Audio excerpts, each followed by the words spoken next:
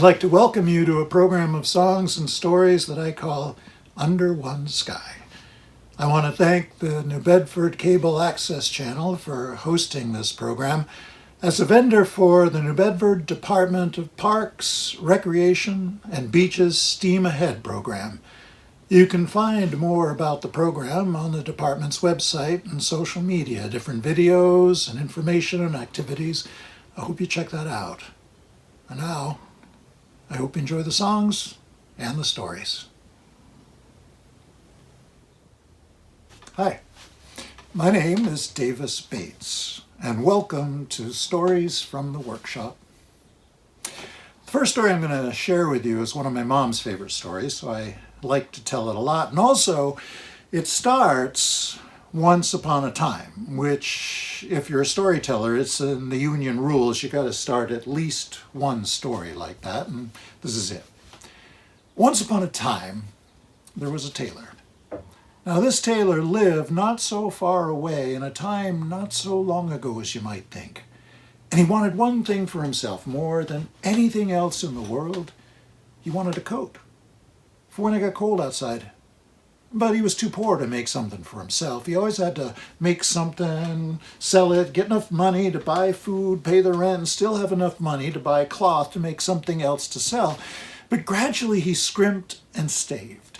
Anytime there was spare change jingling in one of his pockets, he would take it out and he would put it in a jar. And he finally saved enough money to buy the cloth to make a coat for himself. He made a big wool coat. It came way down below his knees. He liked it so much. He wore it even when it wasn't quite cold enough to wear it outside.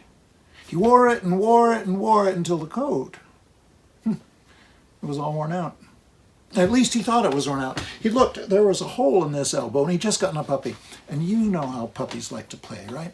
Well, they were playing, and the puppy jumped up and tore a hole on the back of the coat. But he looked and he saw, and the tailor did, that there was enough good material left to make something else. So he took the coat, he cut off the bottom, patched up the top, and he had a jacket, which was better because he could wear it more often, and he did. He wore it and wore it and wore it until that jacket was all worn out. At least he thought it was worn out. He looked, there was another hole, same elbow. He was always leaning on that elbow when he was thinking about what he was going to make, and he thought so hard he wore a hole in the elbow. And the puppy had grown up to be a dog, which is what most puppies do for a living, actually. And it was a big dog. And even big dogs, they like to play, and they were playing. The dog jumped up, tore a hole in the back of the jacket, but he looked and he saw there was enough good material left to make something else. So he took the jacket, he cut off the sleeves, patched up the middle, and had a vest, which was great. He could wear it even more often. He did almost every day. He wore it and wore it and wore it till the vest was all worn out. At least he thought it was worn out. He looked here and here with shot. He was always bragging about what a good tailor he was, and when he bragged, he held onto the vest like this, and he bragged so hard, he wore holes here and here. But he didn't brag holding onto the back of the vest, because then he'd kind of look like a chicken. And then people would laugh, and that's not the point of bragging, to have people laugh at you. So the back was fine. There was enough good material left to make something else. He took the vest, cut about 20 pieces out, and sewed them up together into a nice cloth hat. He put the hat right on his head. He looked at himself in the mirror and he said, "Whoa, you're looking good." And he was.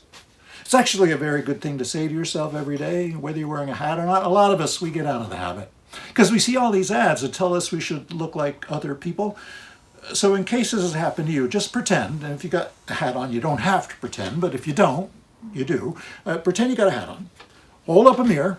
It could be a two-handed and one-handed mirror. It feels really good, I promise you. On the count of 3, just tell yourself, "Whoa, you're looking good." Ready? Here we go. 1, 2, 3. Whoa, you're looking good. You do that every day, you feel great about yourself. And he did that every day because he wore the hat every day. He wore it indoors, he wore it outdoors. He even wore the hat to bed with him. The only time he took the hat off was to wash his hair. He wore it and wore it and wore it till the hat was all worn out. At least he thought it was worn out, because he looked here and here was kind of shot. But over here was okay. There was enough good material left to make something he'd been needing a long time. He had a hole in the knee of one of his pairs of pants. So he made something you don't see as often as you did when I was a kid. He made a patch. He took the hat off, he cut 10 pieces out, sewed them up together into a patchwork patch. He put it carefully over the hole. He sewed it on. He liked that patch. That was the best patch he had made in his entire life. He liked that patch so much. When that pair of pants was dirty and it was time to wear his other pair of pants, he took the patch off the first pair and he put it on the second pair, even though that pair didn't have a hole. He didn't care. He did that each week, moving the patch. One pair of pants, the other, wearing it, until the patch was, yeah, you're right, it was all worn out. At least he thought it was worn out. Because he looked at the patch, and there was a hole in the middle, right through the first hole, but all four corners of that patch were almost as good as new. So he took the patch off, he cut the four corners, and he sewed them up into a nice cloth button. And he put the button right on his shirt. Even though he was wearing a t-shirt, he sewed it on kind of like a belly button right about here. And he liked the button so much, he did the same thing he'd done with the patch. He moved it from shirt to shirt. Sometimes we're on the sleeve, the collar, the back, the front. He wore it and wore it and wore it till the button was worn out. At least he thought it was worn out. Because when he looked at that button, he could see there was just enough left of it to make a story out of it. So he made a story out of it. Now I've told it to you. The nice thing about stories, they don't get worn out as quickly as clothing. That story is over 300 years old, and I've told it hundreds of times, so if you want to tell it to somebody, you don't have to worry about wearing it out. Now that story used to be a song. It came over from Europe, Germany or Austria in the early 1900s. Someone brought it with them when they came here, and someone whose singing voice was the kind of voice whenever they started singing, people would go like this, "Oh, please stop." They decided they just better tell it so that people would actually listen to it. And then it got collected in a book where I found it. And this song is still a song. It's changed too, though, because people liked it so much. A guy in New Hampshire named Bill Staines wrote it. And people liked the chorus so much they started moving their hands to it. And they decided the chorus was too short. They didn't get to move their hands enough. So they made it longer than he originally wrote it. And you may know the long version, you may not. I'm going to teach it to you, even if you do, because it's kind of my job. First, you put your hands out like this, and you go, "All God's critters got a place in the choir." Try that part, ready? "All God's critters got a place in the choir." Right, and then you go, "Some sing low." You point to the ground, "Some sing low." And then, of course, "Some sing higher, some sing higher." And then you cup your hands around your mouth and go, "Some sing out loud, some sing out loud." On the telephone, you make a telephone like this. It's an old-fashioned telephone wire. And then you go, "Some just clap their hands, or paws, or fins, or claws, or tentacles, or jaws, or anything they got now. Bow wow." That's a lot to learn at once. So we should review it from "Some just clap their hands." Ready? Try that with me.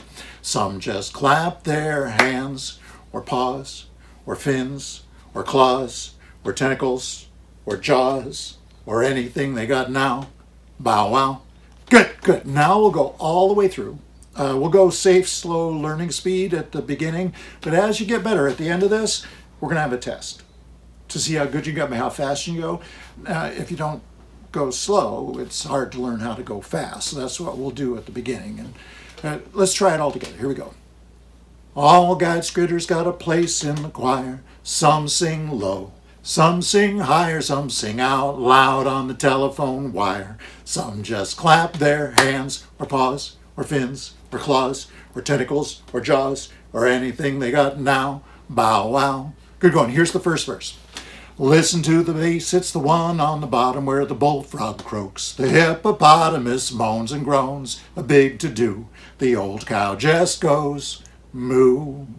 All God's critters got a place in the choir. Some sing low, some sing higher, some sing out loud on the telephone wire. Some just clap their hands, or paws, or fins, or claws, or tentacles, or jaws, or anything they got now. Bow wow."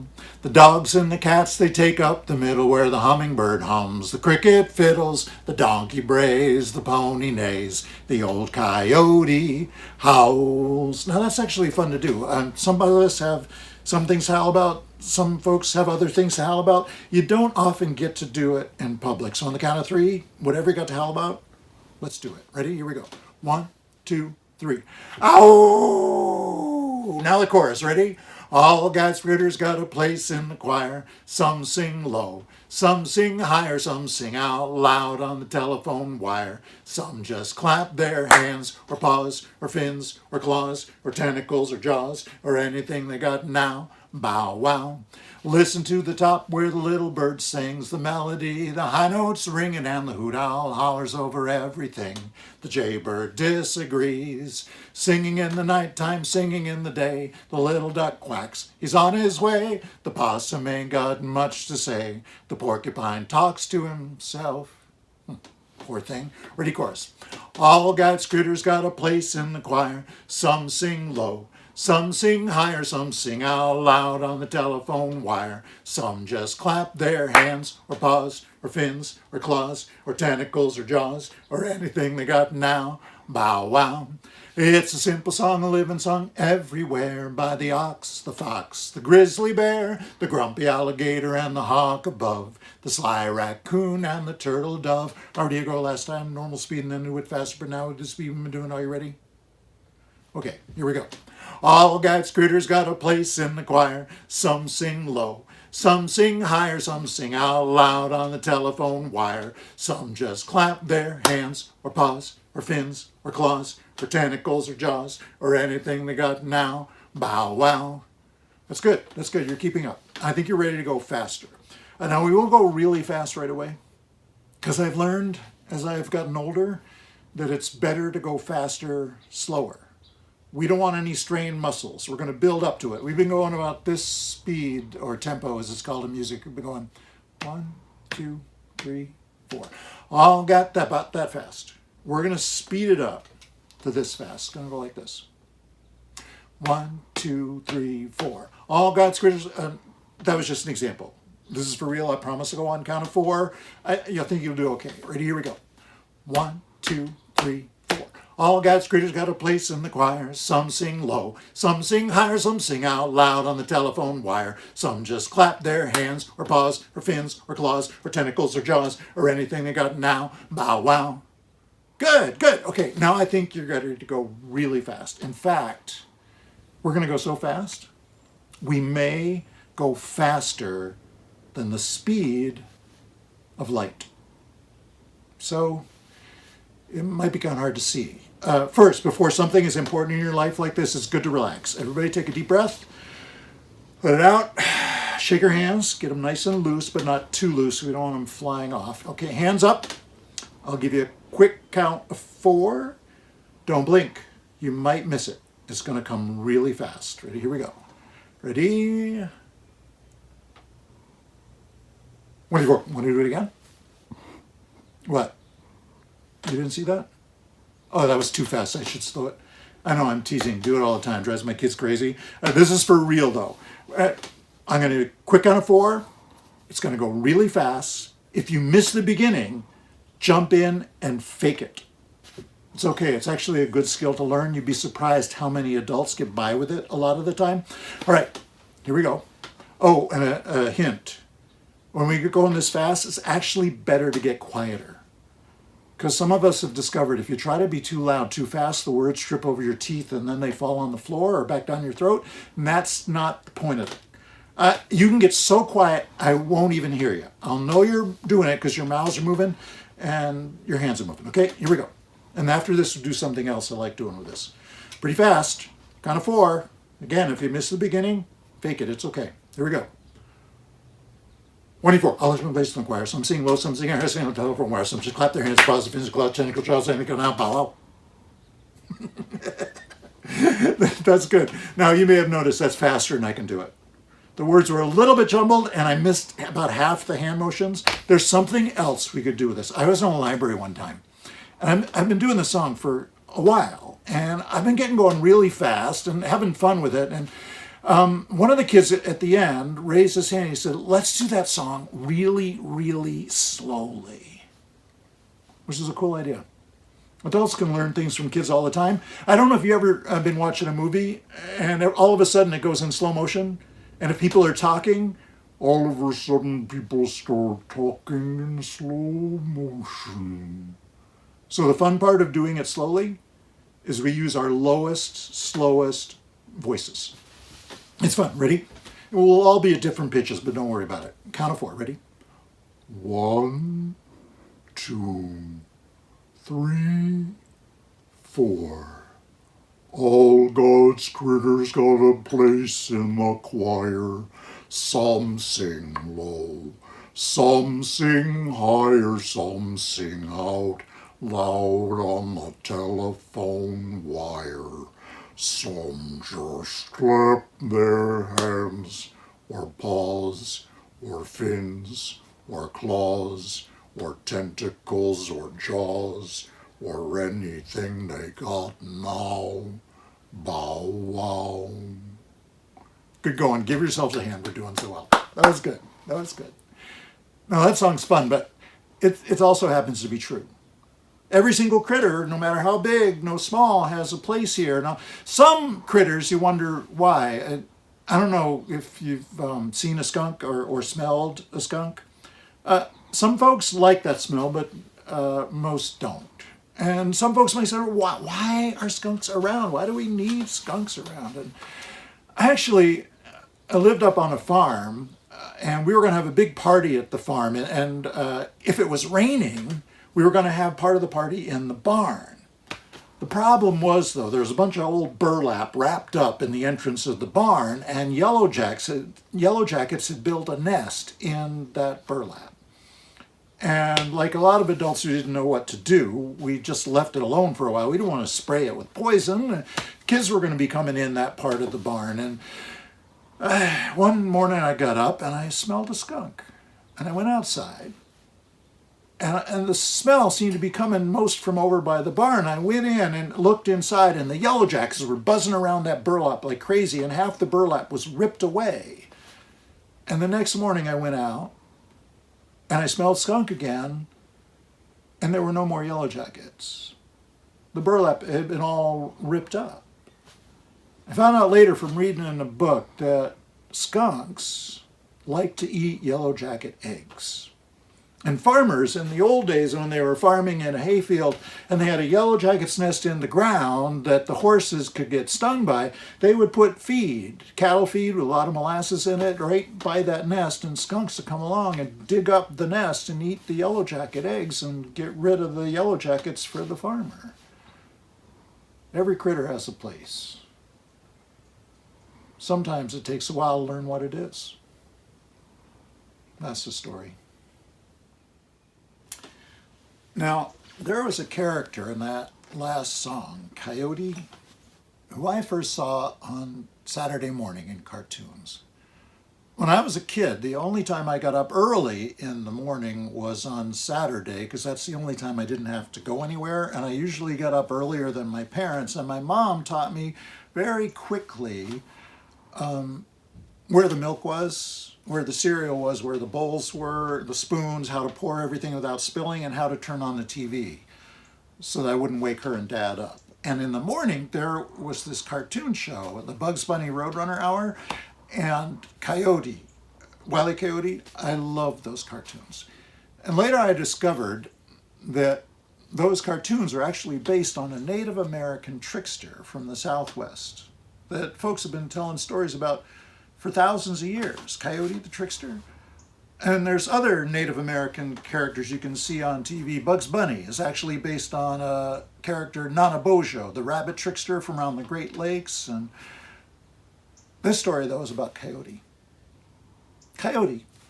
This story happened so long ago that when it happened, there were no stars up in the sky. Just the moon. And the moon would travel across the night sky, and the sun would chase the moon out of the sky in the morning. And one night, the Creator was walking along, looking at the moon. It was pretty. It looked lonely, all by itself up in the sky. And the Creator thought, wait. I've got all these little bits of light left over from making the moon, kind of like sawdust, only light. They're in a box in the closet. I'll bag up the little bits of light. I'll call them stars. I'll hand out the bags to all the animals. I'll tell them they have one night to put their shapes up in the sky. It'll be beautiful. All these animal shapes spread over the sky.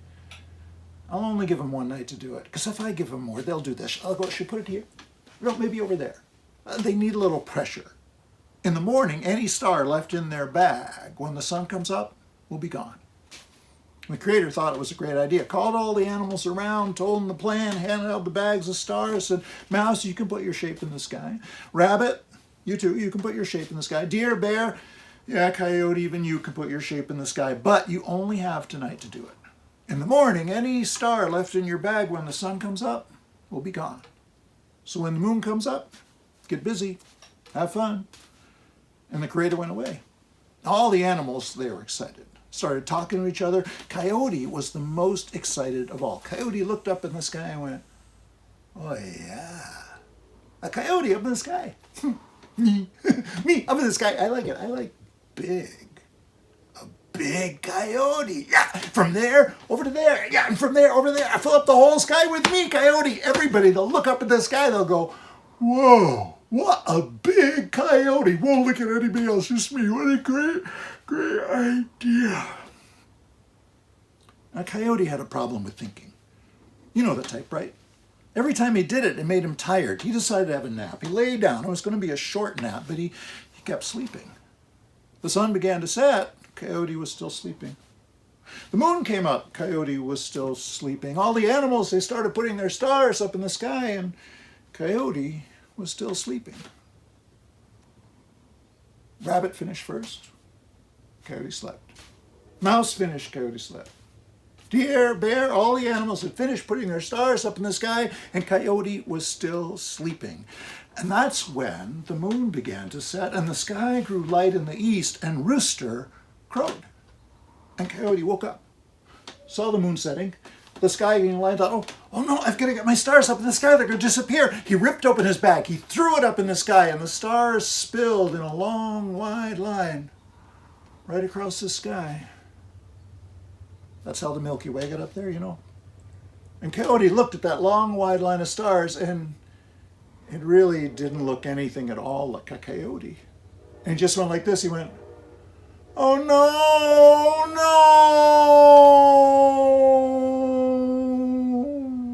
no. And ever since then, coyotes, they look up in the night sky and they see the Milky Way. It still looks nothing like a coyote. So they go, oh no, oh no. So next time you hear one, you'll know what they're saying. And that's how Coyote got his howl. Now, that story was about Coyote. I don't have a coyote with me, but I do have a dog who's been sitting over here very patiently all this time. And this dog, besides being a dog, some folks ask me if he's a real dog, and I always say yes. He is a real dog. He's just a real wooden dog. They're cheaper, no vet bills, they hardly eat anything. And besides being a wooden dog, this dog is a musical instrument called a lumberjack. Came to this country from Ireland, Scotland, and in the southeast of this country originally it was in the shape of a man that danced on a wooden board, and then they made them in the shape of animals, cats, cows, dogs.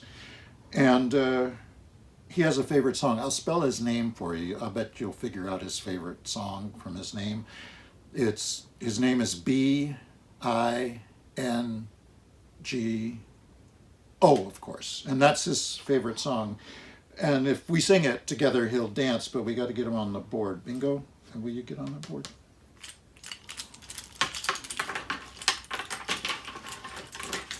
It takes him a while to get ready.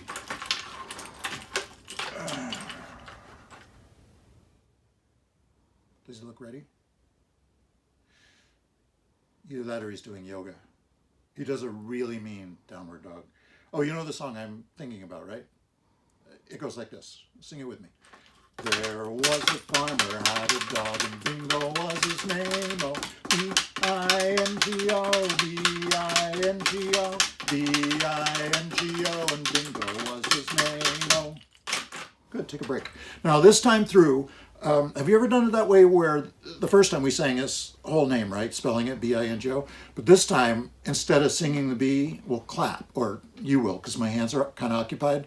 Clap. I'll sing the word clap. You go clap, I-N-G-O, clap, I-N-G-O. And then the next time through, we'll sing 2 claps. Clap, clap, N-G-O. And then 3 claps, then 4, and then 5.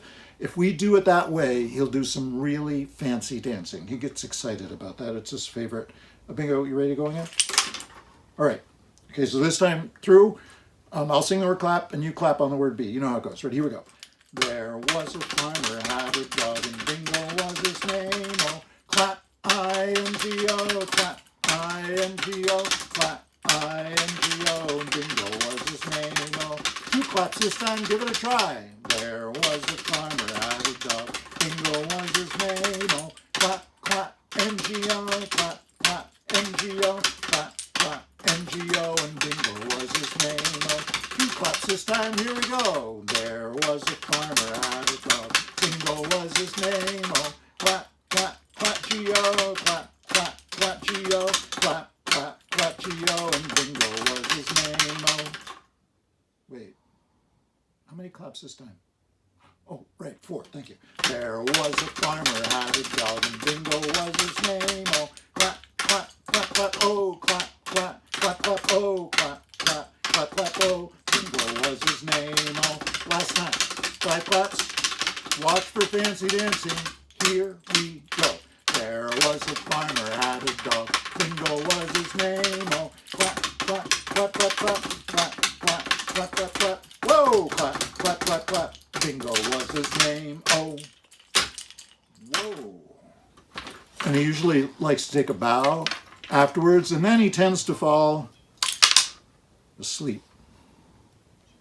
You could use a nap. That was a lot of dancing. He's tired. I'm going to put him over here so he can get a good nap. You know, you could not get me to take naps when I was a kid. My mom would send me up with my dad on Saturday morning with a book we got out of the library. And my dad would read to me for 20 minutes, and then my dad would fall asleep. And I would come downstairs. But at least my mom got 20 minutes. Then in high school, you know what I discovered? Naps are good. I would come home from school and have homework to do, and I'd be kind of tired. And high school was a little stressful. And I would take a nap for 20 minutes, and then I'd do my homework, most of the time anyway. And I have not stopped taking naps since. Pretty cool. I got one more story, maybe one more song for you. This one, I'm going to start with a little bit of sign language that somebody taught me. And it reminds me of something my grandfather used to do with me, my mom's dad. First, you put your thumbs up like this. And you turn them so they're facing each other, and you cross them in an X like this. And then keep that X right there and open up your fingers into wings. Now, this is the American Sign Language word for butterfly. But the sign language word for butterfly reminds me of my grandfather making shadow puppets. He made a wolf and a shadow and another thing with shadow, but he also made, I love the way he made a bird. A shadow puppet of a bird just like this, putting the hands between the light and the wall, and you see the shadow of the bird on the wall. So this sign for butterfly always reminds me of a story that I learned from a friend of mine, Louise Kessel, down in North Carolina, about a parrot. That's a story from Vietnam. It also came to this country from somewhere else.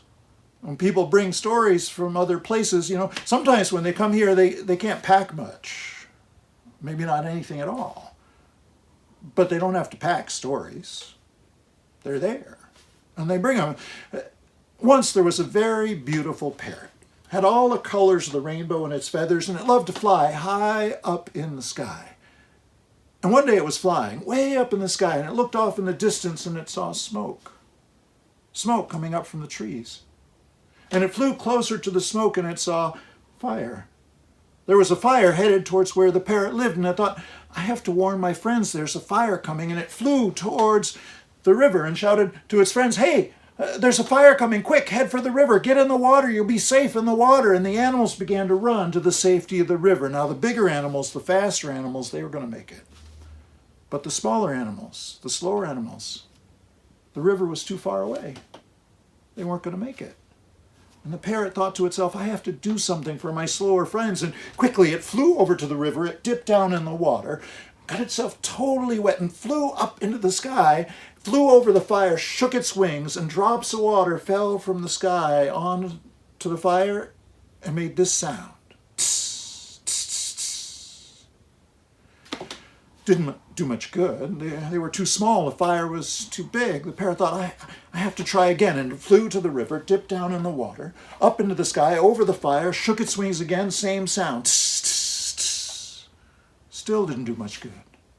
But the parrot kept flying from the river to the fire, from the river to the fire, trying to put out this huge fire with drops of water from its wings, till by now its beautiful feathers were singed and blackened by fire and smoke. Its lungs hurt from breathing smoke. But still it kept trying. Meanwhile, way up in the heavens, the gods were watching this parrot, and they were laughing. They said, "Come here, look at this silly little bird trying to put out huge fire, drops of water, little wings." You ever seen anything so crazy? They were laughing, rolling, holding their sides with laughter.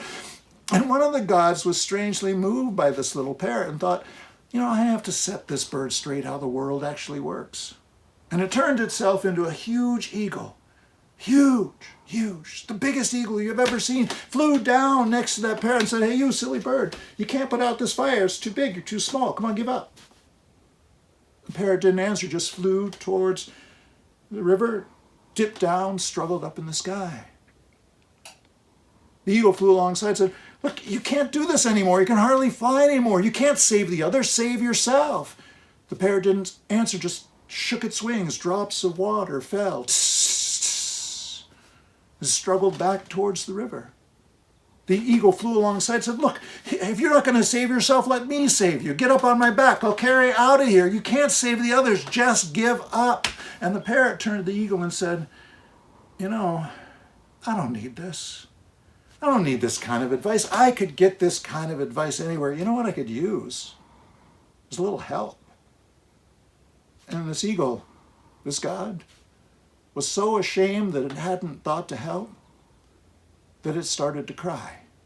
Huge tears rolled down off its cheek and fell from the sky and hit that fire. When they hit, there was no small tss. There was a giant whoosh, whoosh, whoosh. And those tears started to put the fire out. And the parrot said, "Hey, that's more like it. That's good. You're doing great. Think of the saddest thoughts. Keep crying. You're doing a great job." And the eagle did cry. Huge tears of joy and sorrow falling all at once. In no time at all, the fire was put out. But still the eagle kept crying. And tears washed over trees that had been burnt by the fire, and they grew green again. Tears washed over animals that had been hurt by the fire, and they were healed. And one tear washed over that parrot and washed all those singed feathers clean and beautiful again. And there it was, wheeling up in the sky, a rainbow-colored parrot. And all the animals, they looked up. And they gave thanks for the bravery of one small bird and a sudden, miraculous rain. That's a story from Vietnam. Speaking of rainbows, I've got one more song for you. And we're going to make rainbows in our imagination, but to do it, we're going to use our fingers like paintbrushes, and we need to put some color in our fingers. Maybe some red in there, and some blue. Pink, I like pink. Yellow. Green? Okay, green. Orange. Oh, and your favorite color.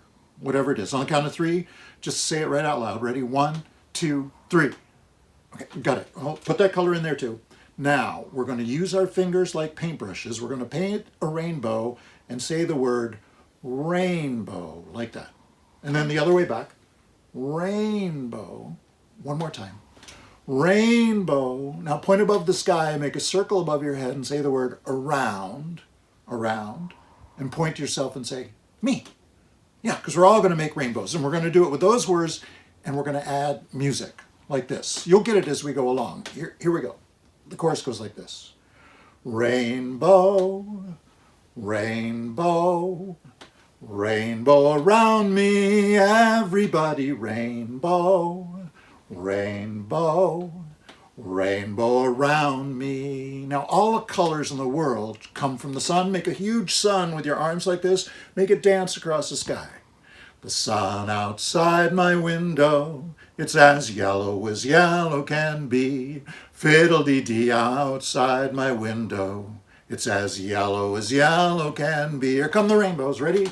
Rainbow, rainbow, rainbow around me, everybody rainbow, rainbow, rainbow around me.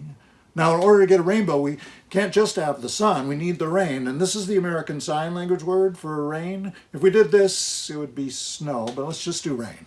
The rain outside my window, it's as blue and clear as can be.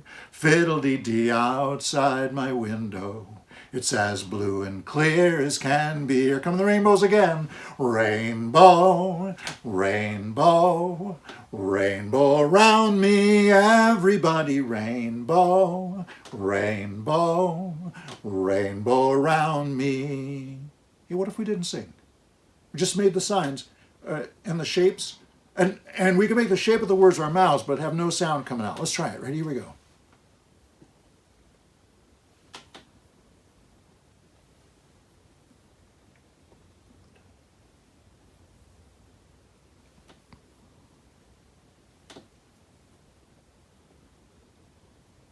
Good job. Oh, and before I forget, take those rainbows. I know they're imaginary, but you made them. You may as well keep them. Put them around your neck. Take them around and tie them. And no matter what kind of day it is, you'll always have a rainbow because you made it yourself and you always can.